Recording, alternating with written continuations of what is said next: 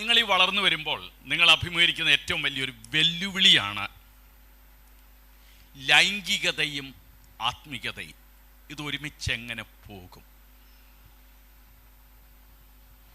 Sexuality and spirituality.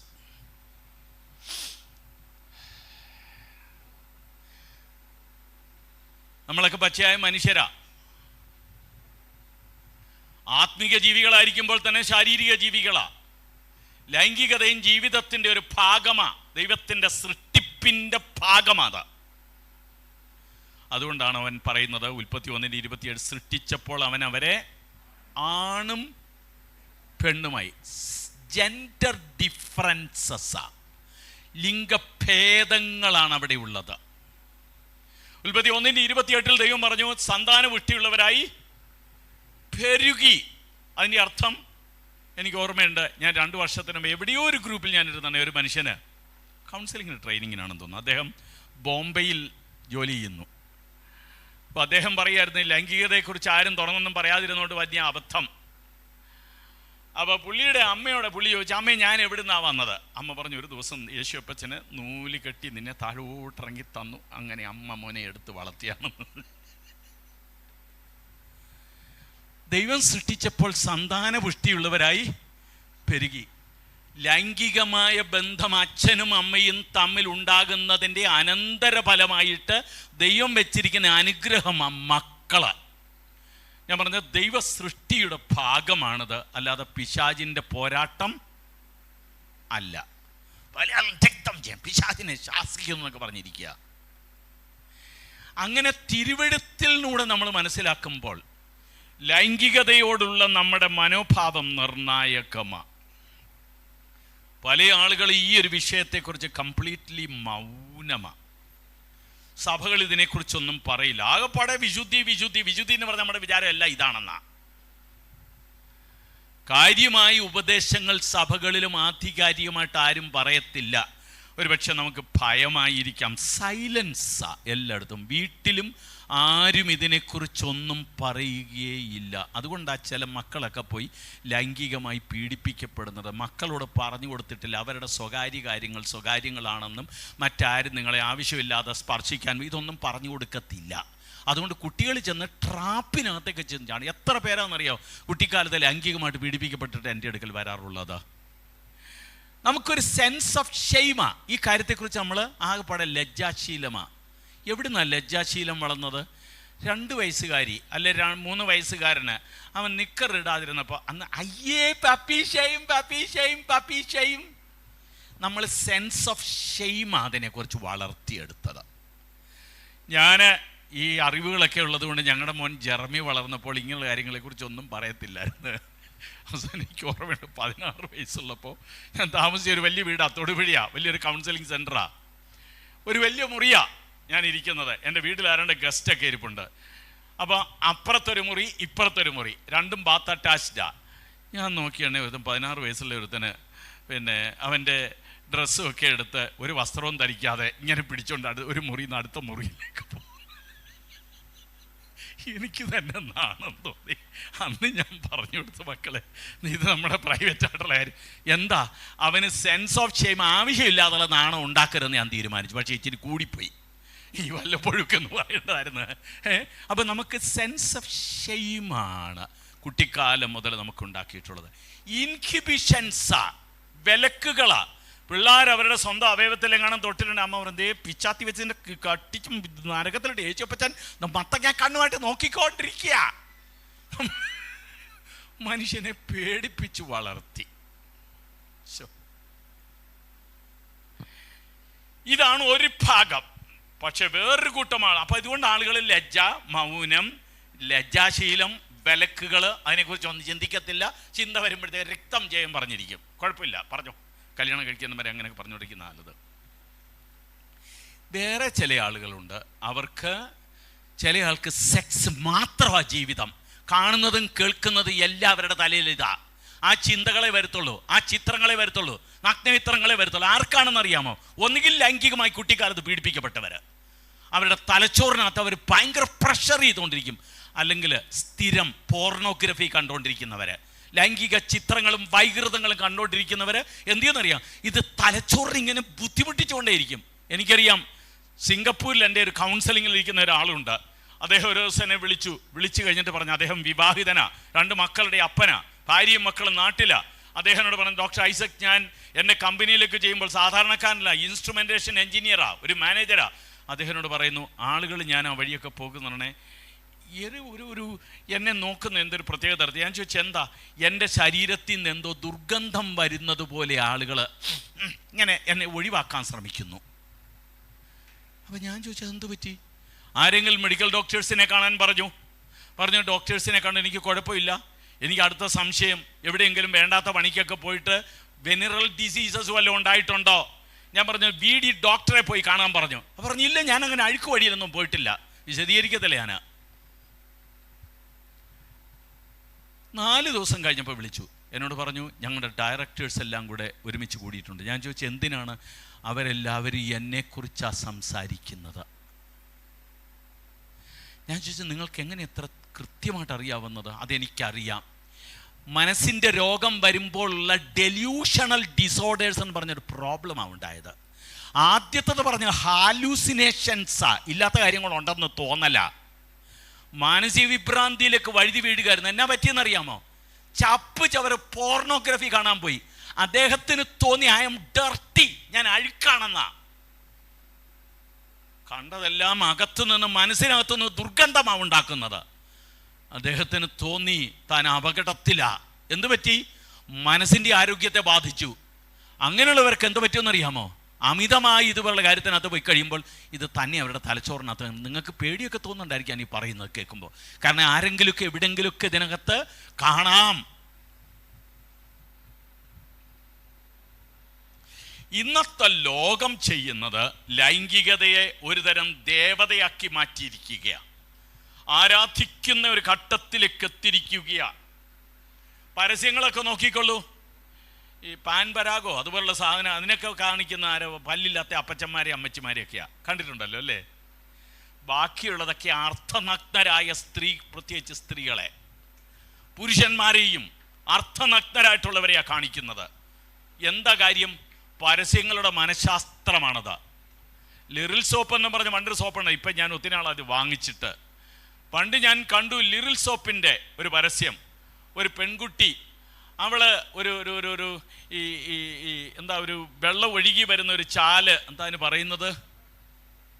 ഈ വെള്ളം ഇങ്ങനെ പിന്നെ മലയിൽ നിന്നൊക്കെ ചാടി വീഴുന്നതിന് വെള്ളച്ചാട്ടത്തിനകത്ത് അവൾ കുളിക്കുക.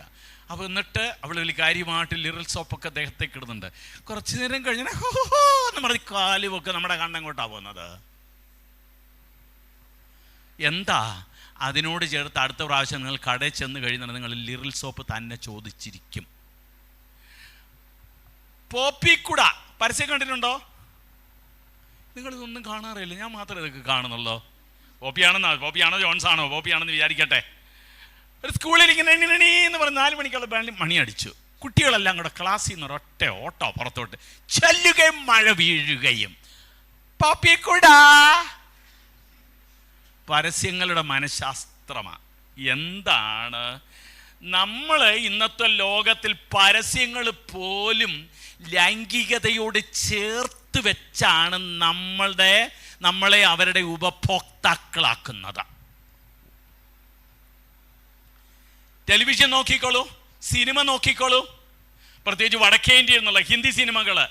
ലൈംഗികത എന്ന് പറഞ്ഞത് അവിടെ ഈ എന്താ അതിന് പറയുന്നത്, അവിടെ വിലക്കുകളില്ല. ഇവിടെ കേരളത്തിൽ ഒരു പരിധി കൂടുതൽ വന്നാലുണ്ടല്ലോ, ഇവിടെയുള്ള ഇവിടെയുള്ള പിന്നെ എഴുത്തുകാരതിന് പ്രതികരിക്കും കേരളത്തിലെ മര്യാദ കെട്ടാൽ. പക്ഷേ ഇതുകൊണ്ട് എന്തു പറ്റുന്നു? വളരെ കുട്ടിക്കാലം മുതൽ കുട്ടികളൊക്കെ ലൈംഗികതയിലേക്ക് എക്സ്പോസ്ഡാ. അവർ പ്രായമാകുന്നതിന് മുൻപ്, വളരുന്നതിന് മുൻപ് അതുപോലുള്ള കാര്യങ്ങൾ അവർ തുറന്നു കാട്ടി അതിനെ അഭിമുഖീകരിക്കേണ്ടി വരിക. അതുകൊണ്ട് എന്തോ പറ്റുന്നു? വളരെ കുട്ടിക്കാലം പോലെ തന്നെ ലൈംഗിക ചിന്തകളും ലൈംഗിക ആഗ്രഹങ്ങളും ഇതുപോലുള്ള കാര്യങ്ങൾ പരീക്ഷിക്കുന്നത് അവരുടെ ഒരു പരീക്ഷയായിട്ട് മാറുകയാണ്. നമ്മുടെ സമൂഹം ഇന്ന് നമ്മുടെ കുട്ടികൾക്കുണ്ടാക്കി കൊടുക്കുന്ന ഒരു ലോകമാണ്.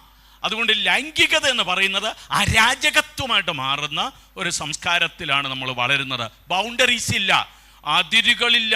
ന്യൂ ജനറേഷൻ കൾച്ചർ വന്നു കഴിഞ്ഞപ്പോൾ അവരാണ് പറയുന്നത് കുഴപ്പമില്ല. അതുകൊണ്ട് പറ്റിയതെന്താ? കന്യകത്വം നഷ്ടപ്പെട്ട ഒരു സമൂഹമായത്. കന്യകത്വം നമ്മൾ വിചാരിക്കുന്നത് സ്ത്രീകൾക്ക് മാത്രമാണെന്ന്. അങ്ങനെയല്ല. ഞാൻ നോക്കുന്നത് ശാരീരികത്തെക്കാൾ മാനസികമാ, ആത്മീകമാ. വഴിവിട്ടുപോയി. നമുക്ക് തോന്നുന്നു നമുക്ക് അശുദ്ധരാ, നമുക്കെന്തോ നഷ്ടപ്പെട്ട ബോധം. ഏദൻ തോട്ടത്തിൽ ഉണ്ടായത് അതാ. സെൻസ് ഓഫ് ഷെയിം, ലജ്ജയാണ് അവർക്ക് തോന്നിയത്, അവർക്ക് കുറ്റബോധം തോന്നിയത്. അവർ മറഞ്ഞിരിക്കുക. എന്തു പറ്റി? അവർക്ക് സംഭവിച്ചത് അവർക്ക് എന്തോ നഷ്ടപ്പെട്ടു. പല ആളുകളും അതുകൊണ്ട് ആ ജീവിതത്തിൻ്റെ പാവനത നഷ്ടപ്പെട്ട് ധാരാളം പേര് അതിൻ്റെ ഭാരം വഹിച്ചുകൊണ്ട് നടക്കുന്നവരാ. അപ്പം ഇങ്ങനെയുള്ളൊരു പശ്ചാത്തലത്തിൽ ചില കാര്യങ്ങൾ കൂടി വളരെ വേഗത്തിൽ ഞാൻ നിങ്ങളോട് പങ്കിടട്ടെ. എന്താ ലൈംഗികത എന്ന് പറയുന്നുണ്ട് അർത്ഥമാക്കുന്നതാ? ഞാൻ നേരത്തെ വിശദീകരിച്ചതാ.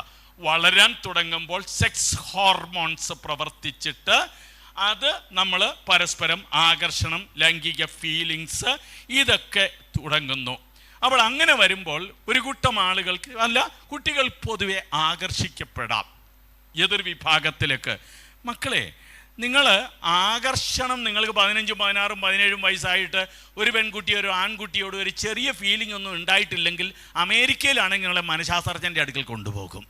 ഡേറ്റിങ്ങിന് പോകാൻ കഴിഞ്ഞിട്ടില്ലെന്ന്. 16 വയസ്സായി, 17 വയസ്സായി. അറിയാം, ഡേറ്റിംഗ് എന്നൊക്കെ കേട്ടിട്ടുണ്ടോ? ഡേറ്റ്സ് എന്ന് പറഞ്ഞാൽ നമുക്കിവിടെ ഈന്തപ്പഴമാണ്, പക്ഷെ അവിടെ ഡേറ്റിംഗ് എന്ന് പറഞ്ഞാൽ വേറെയാ. ആൺകുട്ടികളും പെൺകുട്ടികളൊക്കെ ഒരുമിച്ച് പോയി.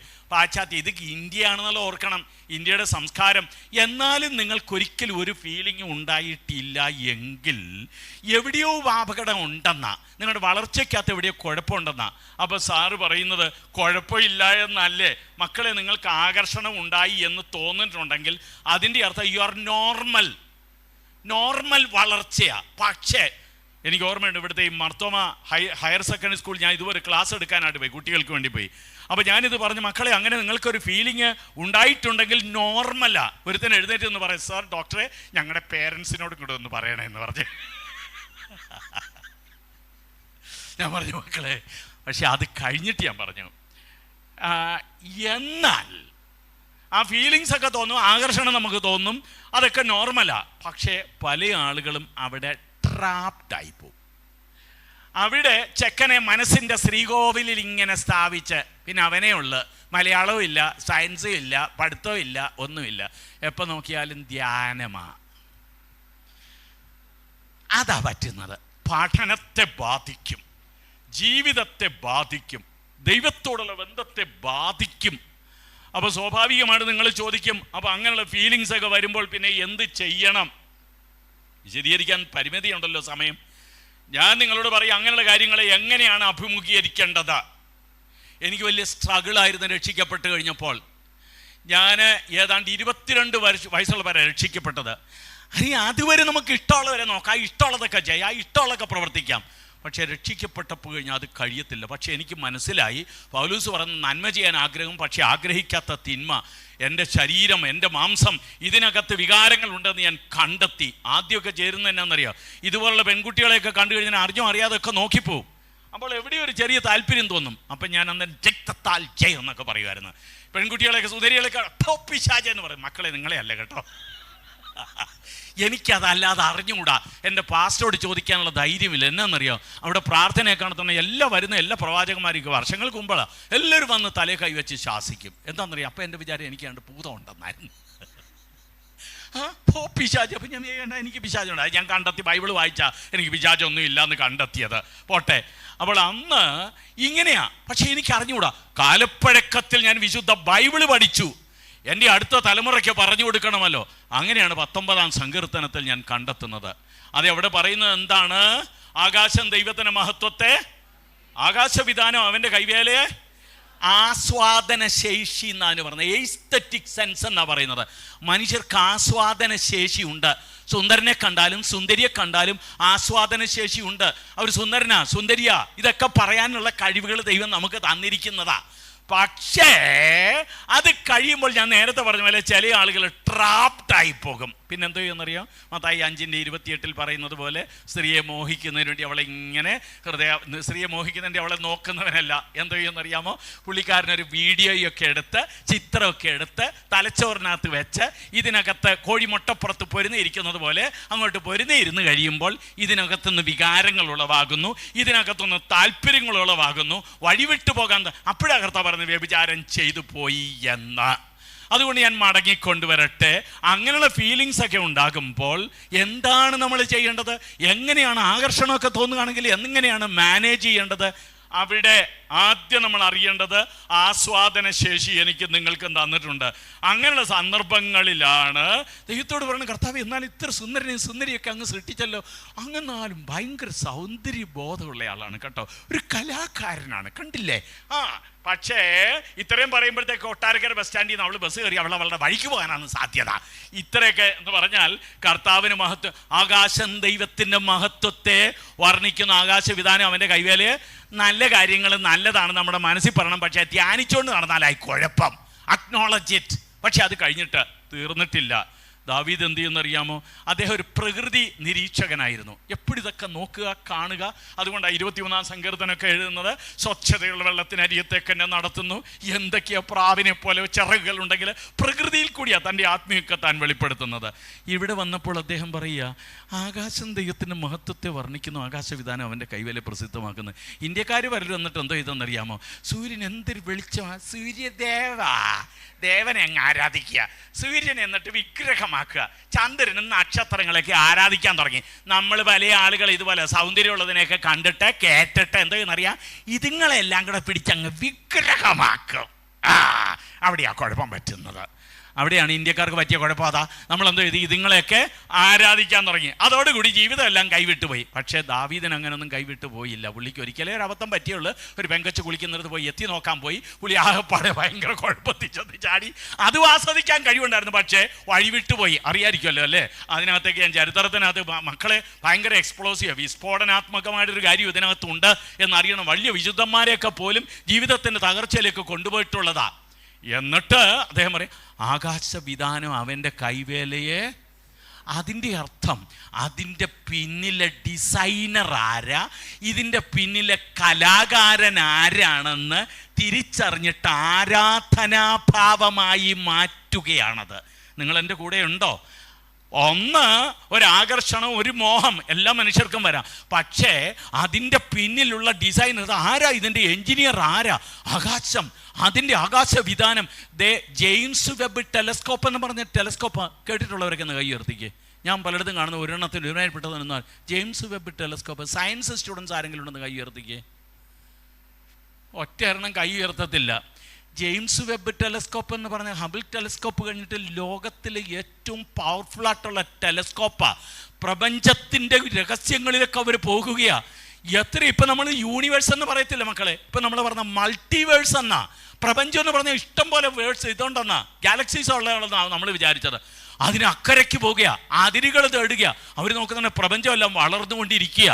അവസാനം ഇത് എവിടെയാ, ഇതിൻ്റെ തുടക്കം അറിഞ്ഞുകൂടാ. എന്താ ഇതിൻ്റെ ഡിസൈനർ ആരാ, സൗന്ദര്യം കൊടുത്തതാരാ, ഈ കലകളൊക്കെ ആരാ വരച്ചു വെച്ചതാരാ, അതെ ഈ റോസാപ്പൂക്കൾക്ക് ഇത്ര നിറം കൊടുത്തതാരാ, ഇത്ര മണം കൊടുത്തതാരാ കണ്ടെത്തണം.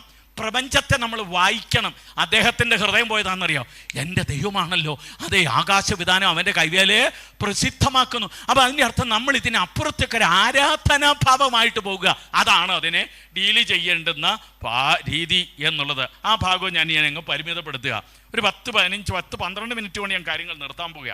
എന്നിട്ട് നിങ്ങൾക്ക് വിശക്കുമെന്നൊക്കെ എനിക്കറിയാം, നിങ്ങൾ തളർന്ന് ക്ഷീണിച്ച് വീഴാനുള്ള സാധ്യതയുണ്ട്. അപ്പോൾ ഇത്രയൊക്കെയുള്ള വലിയ, ഞാൻ നേരത്തെ പറഞ്ഞല്ലോ, ഭയങ്കര വിസ്ഫോടനാത്മകമാണ്. ഒത്തിരി പേരെ ഇത് തകർത്തിട്ടുള്ളതാണ്. പക്ഷേ ഇന്ന് മനുഷ്യൻ നിലനിൽക്കുന്നത് തന്നെ ലൈംഗികമായിട്ടുള്ള ആഗ്രഹങ്ങളും താല്പര്യങ്ങളും കുടുംബജീവിതത്തിൽ പ്രകടിപ്പിച്ച് അങ്ങനെ അടുത്ത തലമുറകൾ ഉണ്ടായിട്ടുള്ളത് ദൈവത്തിൻ്റെ പദ്ധതിയുടെ ഭാഗമാണ്. ദൈവം തന്നിരിക്കുന്ന പാവനമായൊരു ദാനമാണ്, കുടുംബജീവിതത്തിൻ്റെ ദാനമാണ്. അതൊക്കെ നിങ്ങൾ അറിഞ്ഞിരിക്കണം. പക്ഷേ എന്നാൽ നമ്മൾ അറിയേണ്ടത് എങ്ങനെയാണിത് ഹാൻഡിൽ ചെയ്യേണ്ടത്. കല്യാണം കഴിക്കുന്നവരെ കുറച്ചാളിലൂടെ ജീവിക്കണ്ടേ, വേണ്ടേ?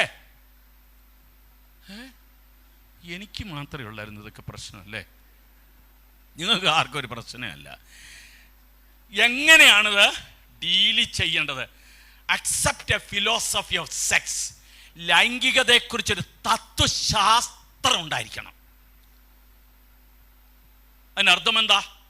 പ്രകാശ് കാരാട്ടും ബൃന്ദ കാരാട്ടും കല്യാണം കഴിച്ചിട്ട് മക്കളില്ലെന്നറിയാമോ? അറിഞ്ഞൂടെ? പ്രകാശ് കാരാട്ടാണെന്ന് ആരാണെന്ന് അറിയാമോ? അതും അറിഞ്ഞൂടെ? ഒരു മാർക്സിസ്റ്റ് പാർട്ടിയുടെ ജനറൽ സെക്രട്ടറി ആയിരുന്നു, ഓൾ ഇന്ത്യ സെക്രട്ടറി ആയിരുന്നു. എന്തോ തീരുമാനിച്ചെന്നറിയാം? പിള്ളേരെ വേണ്ടാന്ന് തീരുമാനിച്ചു. ഫിലോസഫിയാ, പാർട്ടി അവർ സ്നേഹിച്ചു. MG ശ്രീകുമാർ ഒരു പാട്ടുകാരനുണ്ട്, അറിയാമോ? അറിയത്തില്ലയോ? പുള്ളിക്ക് വിട്ടാലല്ലേ എന്നറിയാമോ? പിള്ളേർ വേണ്ടാന്ന് തീരുമാനിച്ച ഫിലോസഫിയാ. നമ്മുടെ മുൻ രാഷ്ട്രപതി ഉണ്ടായിരുന്നു, എന്താ, APJ Abdul Kalam. Wings of fire ഒരു പുസ്തകം എഴുതിയിട്ടുണ്ട്, വായിക്കണം കേട്ടോ. കല്യാണം കഴിച്ചില്ല. എന്തോ പറ്റി? ശാസ്ത്രത്തെ, ഫിലോസഫിയ. ഞാൻ ഈ പറയുന്നത് നമ്മുടെ തലച്ചോറിനകത്തൊരു തത്വശാസ്ത്ര ഒരു ചിന്ത ഉണ്ടാകണം, ധാരണ ഉണ്ടായിരിക്കണം. സെക്സ് ദൈവം തന്നിരിക്കുന്ന ഒരു ദാനമാണ്. ഇത് ദൈവം തന്നിരിക്കുന്ന ഒരു കഴിവാ, ഭാവനമായൊരു കഴിവാ. ശരിക്കും നമ്മുടെ തലച്ചോറിനകത്തൊരു ഫിലോസഫിയാ, തിരുവെടുത്തനുസരിച്ച് അതുണ്ടാകേണ്ടത്. 2, accept that you are A human being. നിങ്ങളൊരു മനുഷ്യജീവിയാണ്. മറ്റു മൃഗജാലങ്ങൾക്ക് ഇതുപോലുള്ള തൃഷ്ണകളുണ്ടെങ്കിൽ എനിക്ക് നിങ്ങൾക്കും തൃഷ്ണകളുണ്ട്. മറ്റുള്ളവർക്ക് ഇതുപോലെ ആഗ്രഹങ്ങളും കഴിവുണ്ട്, എനിക്ക് നിങ്ങൾക്കും ഉണ്ട്. നമ്മൾ അസാധാരണത്തുള്ളവരൊന്നും അല്ല. മറ്റുള്ളവരെ പോലെ ഇമോഷൻസ് ഉണ്ട്, ആഗ്രഹങ്ങളുമുണ്ട്. പക്ഷേ ഒരു കാര്യം കൂടെ ഓർക്കണം,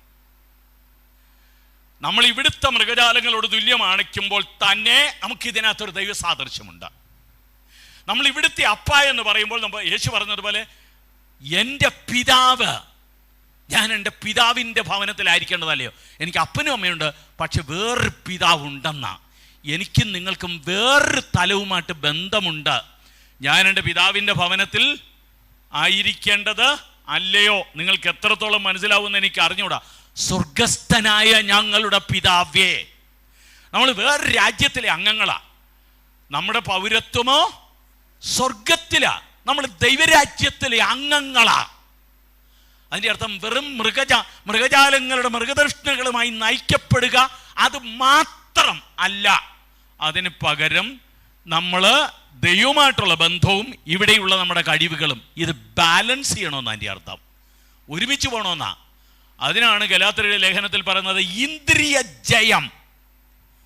ഇഷ്ടമുള്ളതുപോലെ വെല്ലും ബ്രേക്കും ഇല്ലാതെ അങ്ങോട്ട് വിടുകയല്ലത്. 3, accept that sexuality is a gift of God. ദൈവത്തിൻ്റെ ദാനമാ. ലൈംഗികമായ കഴിവുകളും താല്പര്യങ്ങളും ആഗ്രഹങ്ങളും എല്ലാം എന്തിനാണ്? കുടുംബജീവിതത്തിൻ്റെ ഭാഗമായിട്ടുള്ളതാ, പോരാട്ടമല്ല. വേനൽക്കാലം വരുമ്പോൾ പൂക്കൾ വരുന്നുണ്ടെങ്കിൽ തെറ്റൊന്നുമല്ല. അതെ, മനസ്സിലാക്കണം, ദൈവത്തിൻ്റെ ഒരു ദാനമാ. ഒരു കാര്യം കൂടെ, നമ്മുടെ ശരീരം ദൈവത്തിൻ്റെ പരിശുദ്ധാത്മാവിൻ്റെ മറുസൈഡാ. ഞാനിത് ബാലൻസ് ചെയ്യാണ്. നിങ്ങളുടെ ശരീരം ദൈവത്തിൻ്റെ പരിശുദ്ധാത്മാവിൻ്റെ മന്ദിരമാ. ഏദൻ തോട്ടം ഒരു മന്ദിരമായിരുന്നു. പഴയ നിയമത്തിൽ ഇസ്രായേല്യരുടെ ദൈവം പറഞ്ഞു, ഞാൻ നിങ്ങളുടെ മധ്യേ വസിക്കുന്നതിന് എനിക്കൊരു വിശുദ്ധ ആലയം. ദൈവത്തിന് എപ്പോഴും ഇഷ്ടം എന്താണെന്നറിയാമോ? തൻ്റെ ജനത്തിൻ്റെ കൂടെ താമസിക്കുന്നതാ. വെളിപ്പാട് പുസ്തകത്തിൽ 21 അധ്യായത്തിൽ ഇതാ ദൈവത്തിൻ്റെ കൂടാരം, മനുഷ്യരോടുകൂടെ ദൈവത്തിൻ്റെ കൂടാരം. അവൻ നമ്മുടെ കൂടെ വസിക്കുന്നു, അവൻ നമ്മളിൽ വസിക്കുന്നുള്ള അവബോധം അതോർക്കണം. എൻ്റെ ശരീരം ദൈവത്തിൻ്റെ പരിശുദ്ധാത്മാവിൻ്റെ മന്ദിരമാ. അതിൻ്റെ അർത്ഥം പൗലൂസ് പറയുന്നുണ്ട്, നിങ്ങളുടെ ശരീരങ്ങളെ ഇവന് വിശുദ്ധിയുള്ള ദൈവത്തിന് യാഗമായി സമർപ്പിക്കുക. Present your bodies. ദൈവത്തോട് പറയണം, കർത്താവേ, എൻ്റെ ശരീരം, എൻ്റെ മനസ്സ്, എൻ്റെ ആഗ്രഹങ്ങൾ ഇതെല്ലാം കൊണ്ട് അങ്ങേക്ക് ഞാൻ മഹത്വപ്പെടുത്തും. അങ്ങേക്കായിട്ട് ഞാൻ എന്നെ സമർപ്പിക്കുന്നു. അതാ ഇതിനോടുള്ള സമീപന രീതി. ഞാൻ പറഞ്ഞ 10 മിനിറ്റ് ഏതാണ്ട് അവസാന ഭാഗത്തേക്ക് വരികയാണ്. സ്വാഭാവികമായിട്ട് നിങ്ങൾ ചോദിക്കും, കല്യാണത്തിന് മുൻപ് സെക്സ് ആകാമോ? എന്ത് തോന്നുന്നു? ആകാമോ? ആകാൻ പാടില്ലേ? ചിലർ ഇങ്ങനെ തലയാട്ടുന്നതിൻ്റെ അർത്ഥം യെസ് ആണോ നോ ആണോ? ഞാനൊരിക്കൽ അമേരിക്കയിൽ യാത്ര ചെയ്യുമ്പോൾ, ചുരുങ്ങിയ സമയത്ത് ഞാൻ പോയിട്ടുള്ളത്, ഒരു എയർ ഹോസ്റ്റസ് എന്നോട് വന്നു, ഡു യു വാണ്ട് കോഫി? അപ്പം ഞാൻ ഇങ്ങനെ പറഞ്ഞു. അവർക്ക് ഇങ്ങനെ പറഞ്ഞു കഴിഞ്ഞതിൻ്റെ അർത്ഥം എന്നറിയാം, നോ, എനിക്ക് കോഫി കിട്ടിയില്ല. കുറച്ച് നേരം കഴിഞ്ഞിട്ട് എയർ ഹോസ്റ്റസ് പുരുഷനാ വിളിച്ചു. ഞാൻ പറഞ്ഞു, എനിക്ക് കോഫി കിട്ടിയില്ലല്ലോ. You said no. അങ്ങനെ എസ് നോക്കില്ല. ഇതാകാമോ? വിവാഹത്തിന് മുൻപാകാമോ? നോ. തിരുവെടുത്ത് പറയുന്ന നോ തന്നെയാ മക്കളെ. എവിടെയെങ്കിലും അബദ്ധങ്ങളൊക്കെ പറ്റിയിട്ടുണ്ടെങ്കിൽ പോയി ശുദ്ധീകരണം പ്രാപിച്ചോണം. കർത്താവിനോട് പറയണം, കർത്താവേ എൻ്റെ വിർജിനിറ്റി, ഞാൻ പറഞ്ഞല്ലോ ശാരീരികമല്ലത്, മനസ്സാ, ആത്മാവാ, എവിടെയെങ്കിലും കറ പറ്റിയിട്ടുണ്ടെങ്കിൽ കർത്താവിനോട് പറയണം, കർത്താവ് യേശുവിൻ്റെ രക്തത്താൽ എന്നെ കഴുകണമേ, എന്നെ ശുദ്ധീകരിക്കണം, പാവനമായൊരു ജീവിതത്തിന് വേണ്ടി സമർപ്പിച്ചോളണം. അബദ്ധങ്ങളൊക്കെ പറ്റിയിട്ടുണ്ടെങ്കിൽ എന്താണ് വിവാഹത്തിന് മുൻപ് നമ്മൾ സെക്സിനകത്തേക്ക് പോലുള്ള കുഴപ്പം? മത്തായി 5:28 കൃത്യമായിട്ട് ലംഘിക്കുക. സ്ത്രീയെ മോഹിക്കുന്നതിന് വേണ്ടി അവളെ നോക്കുന്നവനെല്ലാം വ്യഭിചാരം ചെയ്തു പോയി, തിരുവെഴുത്ത് ലംഘിക്കുക. 2, സോഷ്യൽ നോംസ്. ഞാനും നിങ്ങളും ജീവിക്കുന്ന ഒരു സമൂഹമുണ്ട്. ഈ സമൂഹത്തിൻ്റെ നിയമങ്ങളും ഈ സമൂഹത്തിൻ്റെ മര്യാദകളുമുണ്ട്. അത് വിട്ടു പോകണ്ട, അപകടകരമാ. അടുത്തത്, പാരന്റ്ഹുഡിന് വേണ്ടി നിങ്ങൾ റെഡി അല്ലായിരിക്കും. ആൺകുട്ടികൾക്ക് കുഴപ്പമൊന്നും പറ്റത്തില്ല, പെൺകുട്ടികളാണ് ഗർഭിണികളാകുന്നത്. ഇന്നും അമ്മത്തൊട്ടിലിൽ കുഞ്ഞുങ്ങളെ ഉപേക്ഷിക്കുന്നുണ്ടെന്ന് അറിയണം. വേണ്ടാത്ത വഴികളിലേക്ക് പോയിട്ട് മക്കളെ അബദ്ധമൊന്നും പറ്റണ്ട. അതിനുവേണ്ടി നിങ്ങൾ റെഡി അല്ല. റെസ്പോൺസിബിൾ പാരന്റ്ഹുഡിന് വേണ്ടി നിങ്ങൾ റെഡി അല്ല. പെൺകുട്ടികൾക്കാണ് കൂടുതലത് അപകടകരം. പരസ്പരം യാതൊരു സമർപ്പണമില്ലാത്ത ബന്ധമാണ്. പിന്നെ മാത്രമല്ല, ദൈവത്തോടുള്ള ബന്ധത്തെ ഇത് ബാധിക്കുന്നുണ്ട്. ജീവിതം മുഴുവൻ ഒരു പക്ഷെ കൈവിട്ടു പോകാനുള്ള സാധ്യതയുണ്ട്. അപ്പോൾ ഇനി കല്യാണം വരെ എങ്ങനെ വെയിറ്റ് ചെയ്യും? അതും കൂടെ അറിയണ്ടേ? അതുകൂടെ പറഞ്ഞിട്ട് നിർത്താൻ പോകുക. പല ആളുകളും പരീക്ഷണാർത്ഥം ഇങ്ങനെ നടക്കുക. ഞാൻ ബാംഗ്ലൂർ സെൻറ്റ് ജോൺസ് മെഡിക്കൽ കോളേജിൽ എനിക്കൊരു ട്രെയിനിങ് ഉണ്ടായിരുന്നു. അന്ന് HIV AIDS ഉള്ള ആളുകളെ കെയർ ചെയ്യുന്ന കൗൺസിലിങ്ങിൻ്റെ ട്രെയിനിങ് ആയിരുന്നു. അവിടുത്തെ ഗവൺമെൻറ് മെഡിക്കൽ കോളേജിലെ പ്രിൻസിപ്പൽ ഒരു സ്ത്രീ വന്ന് അവരുടെ അനുഭവത്തിൽ നിന്ന് പറഞ്ഞു. അവരുടെ കോളേജിൽ 2 ആൺകുട്ടികൾ എക്സ്പെരിമെൻ്റ് ചെയ്യാൻ പോയി. MBBSൻ്റെ ഫസ്റ്റ് ഇയർ വിദ്യാർത്ഥികൾ എന്ത് ചെയ്യുന്നറിയാം? കാശ് കൊടുത്ത് സെക്സ് വാങ്ങിച്ചു. പക്ഷെ അതിൻ്റെ കൂട്ടത്തിൽ ഒരു കാര്യം കൂടെ കിട്ടി, അവർ എയ്ഡ്സ് രോഗികളായിട്ട് മാറി, HIV പോസിറ്റീവായിട്ട് അവർ മാറി. പല ആളുകളും ഇതുപോലുള്ള കാര്യത്തിന് വേണ്ടി പരീക്ഷണത്തിന് വേണ്ടി പോകും. പക്ഷേ പല ആളുകളും തകർന്നാണ് മടങ്ങി വരുന്നത്. ചില ആളുകളൊക്കെ അടിച്ചമർത്താറുണ്ട്. വേണ്ട, അതിനകത്തേക്ക് ഞാൻ പോകുന്നില്ല. ചില ആളുകളൊക്കെ ചെയ്യുന്നതിനാണെന്നറിയാമോ? ചില ആളുകളൊക്കെ ചെയ്യുന്നത് ഈ കസിൻ ബന്ധങ്ങൾക്കകത്തേക്ക് പോകുന്നുണ്ടാവും. കസിൻ ബന്ധങ്ങൾ എന്ന് പറഞ്ഞാൽ ആരും ചോദിക്കത്തില്ലല്ലോ. അപകടത്തിനകത്തേക്കൊന്നും ചെന്ന് ചാടണ്ട. അടിച്ചമർത്തുകയാണ് ചില ആളുകൾ ചെയ്യുന്നത്. നമ്മൾ അതിന് പകരം എന്ത് ചെയ്യണം? അത് ഞാൻ പരിമിതപ്പെടുത്തി, എല്ലാം കൂടെ ഞാൻ നിങ്ങളോട് പറയുന്നില്ല. ലൈംഗിക വികാരങ്ങളെ തട്ടി ഉണർത്തുന്ന സാഹചര്യങ്ങളുണ്ടെങ്കിൽ അവിടെ ഒന്ന് ഒഴിഞ്ഞു മാറിയിരിക്കണം. കണ്ണി കണ്ട ചപ്പ് ചവർ മാസികളെല്ലാം വായിച്ചുകൊണ്ടിരിക്കുക. എല്ലാം പ്രേമവും സെക്സും കൂടെ ചേർന്നതാ. എന്ത് ചെയ്യുന്നറിയാം? ഒരു ഘട്ടം കഴിഞ്ഞാൽ നമ്മളിത് സ്വാധീനിക്കുമെന്നറിയണം. നമ്മൾ കാണുന്നതും കേൾക്കുന്നതും എല്ലാം നമ്മളെ സ്വാധീനിക്കുന്നുണ്ട്. നമ്മൾ വായിക്കുന്നത് നമ്മളെ സ്വാധീനിക്കുന്നുണ്ട്. അത് നമ്മുടെ മനസ്സിൽ അറിഞ്ഞോ അറിയാതെ നമ്മളെ നിർബന്ധിക്കാനുള്ള സാധ്യത ഉണ്ട്. അതുകൊണ്ട് അതുപോലുള്ള പുസ്തകങ്ങൾ, അതുപോലുള്ള പോർണോഗ്രാഫി, അതുപോലുള്ള ഫിലിംസ്, ഇവയെല്ലാം ഒഴിവാക്കണം എന്ന് പറഞ്ഞാൽ തീ പിടിപ്പിക്കാനായിട്ടുള്ള സാഹചര്യത്തിലേക്ക് നമ്മൾ ചെന്ന് ചാടരുത്. Say no to aggressors. അതിര് കടന്നു വരുന്ന ആളുകൾ ഉണ്ടെന്നറിയണം. അവരോട് നോ പറയാൻ പഠിക്കണം. നമ്മുടെ രാജ്യത്തെ 50% പെൺകുട്ടികൾ കുട്ടിക്കാലത്ത് ലൈംഗികമായി പീഡിപ്പിക്കപ്പെടുന്നുണ്ടെന്ന് അറിയണം. വിശദീകരിക്കത്തില്ല. ഏറ്റവും കൂടുതൽ ആരാണെന്നറിയോ? സ്വന്തം കുടുംബത്തിലെ അംഗങ്ങളാണ്, വേറെ ആരുമല്ല. രണ്ടാമത്തെ ആരാണെന്നറിയോ? ആരും സംശയിക്കാതെ നമ്മുടെ വീട്ടിൽ എപ്പോഴും വരുന്ന ആളുകൾ. മൂന്നാമതൊരു ഗ്രൂപ്പിനെ കുറിച്ച് എനിക്ക് നാണക്കേട് തോന്നി. പ്രവാചകന്മാര്, സുവിശേഷ വേലക്കാര്, പുരോഹിതന്മാര്, അമ്പലത്തിലെ പോറ്റികള്, ഇവരൊക്കെയാ മൂന്നാമത്തെ ഗ്രൂപ്പ്. അവരാ. എന്തു പറ്റിയെന്നറിയാം? വലിയ സ്വാതന്ത്ര്യമുണ്ട്. മക്കളെ, സൂക്ഷ്മതയോടുകൂടി വേണം. നിങ്ങൾക്കൊരു ജീവിതമേ ഉള്ളൂ. ആരെങ്കിലും അതിര് വന്ന് ലംഘിച്ച് വന്നു കഴിഞ്ഞാൽ നോ പറയാൻ പഠിക്കണം. എനിക്ക് ഓർമ്മയുണ്ട്, തിരുവനന്തപുരത്ത് നിന്ന് ഒരിക്കൽ ബസ്സിനകത്ത് യാത്ര ചെയ്യുക. ഒരു സ്ത്രീ ഗൾഫിൽ നിന്ന് വരിക, 40 വയസ്സിനടുത്ത് പ്രായമുണ്ട്. ഒരു മനുഷ്യൻ പുറകിലിരുന്ന് പുള്ളിക്കാരൻ ഇങ്ങനെ കാലൊക്കെ നീട്ടി പേപ്പറൊക്കെ കയ്യിലിട്ടിരിക്കുക. സ്ത്രീയെ പതുക്കെ തൊടാനായിട്ട് ഈ സ്ത്രീ ഒതുങ്ങിയിരിക്കുക. എൻ്റെ തൊട്ടടുത്ത് ഓർത്തഡോക്സിൽ അച്ഛൻ ഇരിക്കുന്നു. ഞാൻ പറഞ്ഞ ഈ മര്യാദയില്ലായ്മകൾ കാണിക്കുന്നുണ്ടോ? നമുക്ക് എന്നാ വേണം സാറേ എന്നാ പറഞ്ഞത്. അവസാനം ഞങ്ങളോട് പറഞ്ഞു മര്യാദയായിട്ടിരിക്കണോ എന്ന് പറഞ്ഞു. ബസ്സിനകത്തൊക്കെ യാത്ര ചെയ്യുന്നതന്നെ പല ആളുകൾ എന്നാന്നറിയോ? ഇങ്ങനെ തൊടാൻ തലോടാൻ ഒക്കെ ശ്രമിക്കും. മക്കളെ, സൂക്ഷിച്ചേ ചെയ്യാവുള്ളൂ. അടുത്ത് ഞാൻ പറയുന്നത്, ഒരു സേഫ്റ്റി പിൻ കൈ വേണം. കൂടുതൽ വരുന്നുണ്ടെങ്കിൽ ഒരു ഇഞ്ചക്ഷൻ ആരും അറിയത്തില്ല. നിങ്ങൾ നോ പറയുന്നു എന്ന് തിരിച്ചറിയണം. യെസ് നോ അല്ല പറയേണ്ടത്. നോ എന്ന് പറഞ്ഞാൽ നോ. അവരോട് പറയണേ ഐ എം സോറി, എനിക്കിതിനകത്ത് താല്പര്യമില്ല എന്ന് പറയാനുള്ള തൻ്റെ ഇടം കാണിക്കണം. അപകടത്തിനകത്തൊക്കെ ചാടണ്ട. അതുപോലെയുള്ള ഒരു ചെറിയ കൂട്ടം മൃഗങ്ങൾ നമ്മുടെ സമൂഹത്തിലുണ്ട്. എൻ്റെ അടുക്കൽ വന്ന എത്ര പേരുണ്ടെന്നറിയാം. അപകടത്തിനകത്തേക്ക് ചെന്ന് ചാടണ്ട.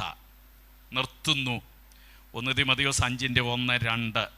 മൂത്തവരെ അമ്മമാരെ പോലെയും, ഒരു ഫിലോസഫിയാ, ഇളയവരെയൊക്കെ പൂർണ്ണ നിർമ്മലതയോടെ സ്വന്തം സഹോദരിമാരെ പോലെയും. പലരും ചോദിക്കും, സർ സമപ്രായക്കാരോ? ഞാൻ പറയും, ഇരട്ട വെറ്റ മക്കളെ പോലെ.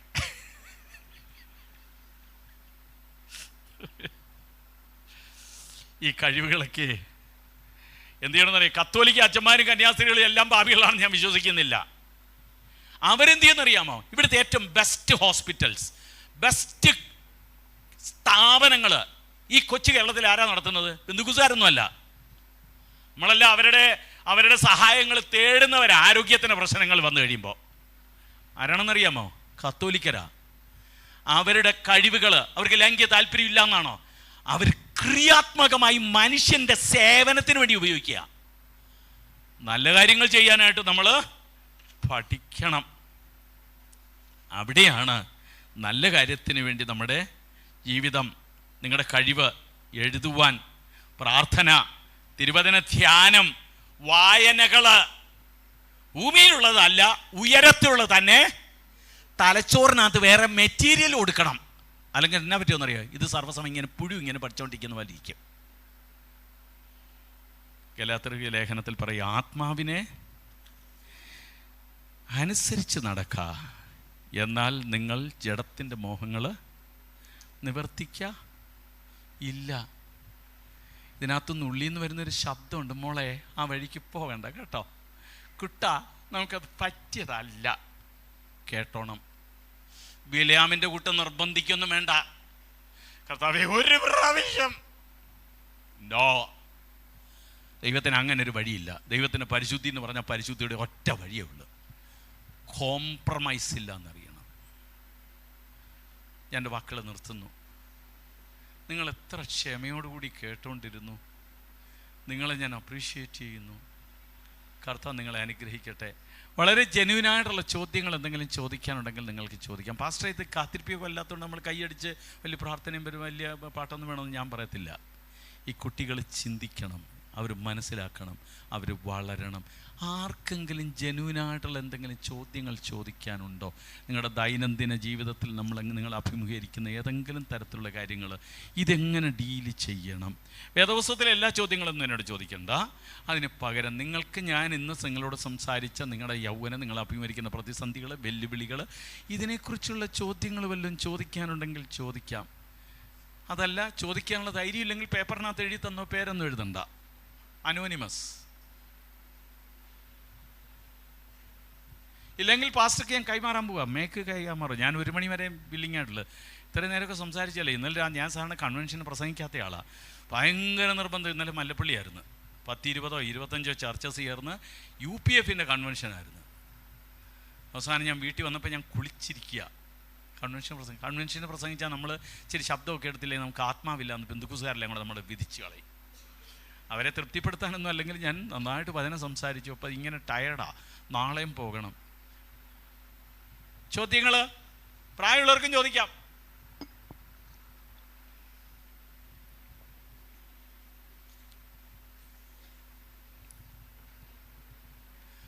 വല്ല പ്രയോജനം വല്ലതും ഉണ്ടോ? ഇന്നത്തെ സെമിനാറിന് വന്നതുകൊണ്ട് വല്ല പ്രയോജനം വല്ലതും ഉണ്ടോ തോന്നുന്നുണ്ടോ? ഉണ്ടെന്നെങ്കിൽ ഒന്ന് കൈ ഒന്ന് പൊക്കിയേര്. ഈ പഴയ കാലത്ത് റെയിൽവേയുടെ ഇതുണ്ടല്ലോ, ട്രെയിൻ വരാൻ ഇങ്ങനെ. Is it useful? Thank you. God bless you.